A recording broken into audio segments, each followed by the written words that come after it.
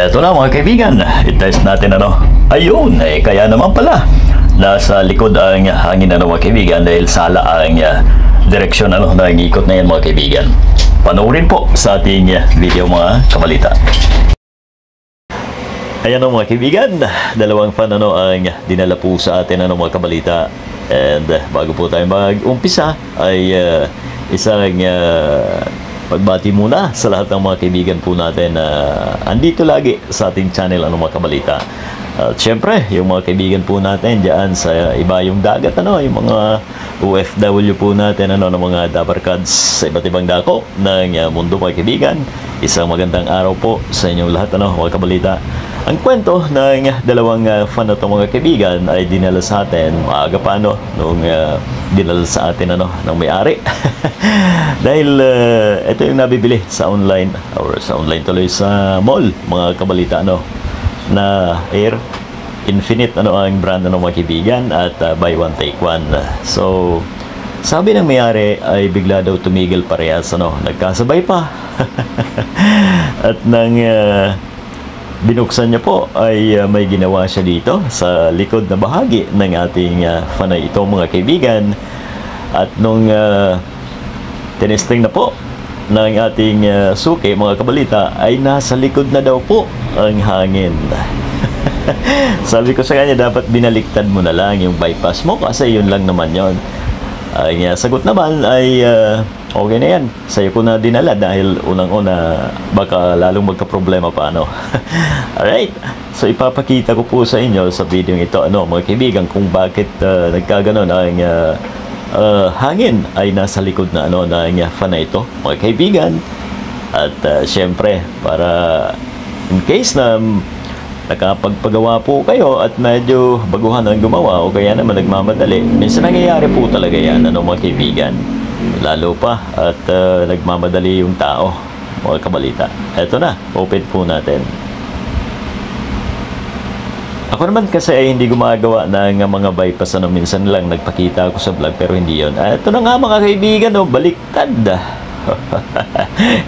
Actually hindi ko pa na-trace pero talagang baliktad yon pagka ganyan mga kabalita.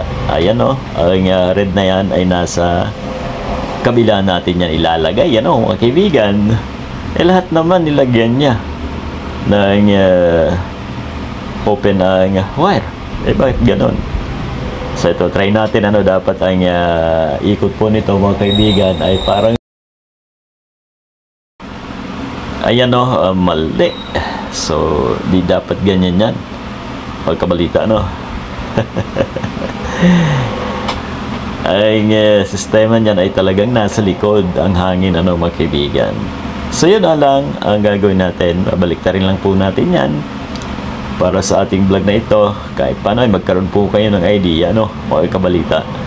Pero ito ay ayusin natin, hindi ko na rin po dyan lalagyan siguro ng bypass. For demo lang ay gagawin muna natin mga kaibigan.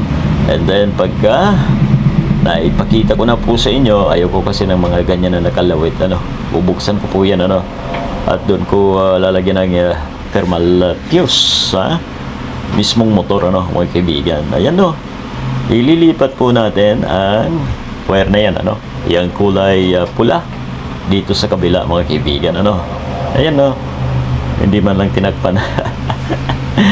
Ang pinagtataka ko dito mga kabalita ay parehas naman na may tinanggalan ng balat ang wire. So bakit di niya tinest doon siguro natakot na mga kabalita. So yan nailipat na natin mga kaibigan ang ating isang wire at lagyan muna natin pansamantagal ng tape. Ito na, kailangan kontra yun doon sa ikot kanina mga kaibigan. Pagka hindi ay ayawan na to.